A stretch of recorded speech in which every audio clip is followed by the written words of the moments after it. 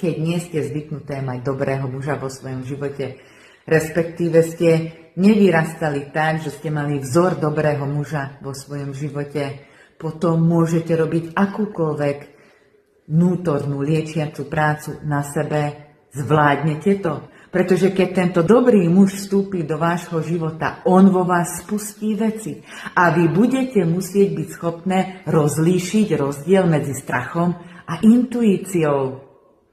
Ženy, ktoré sa rozhodnú ísť na vnútornú cestu liečenia, musia si byť vedomé, že budú musieť urobiť kompletnú zmenu identity.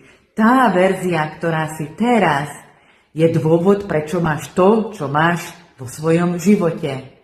Ľudia, alebo teda ženy, ktoré nie sú pripravené na túto kompletnú zmenu identity, sa budú vždy vracať k nízko visiacemu ovociu, na ktoré sú zvyknuté.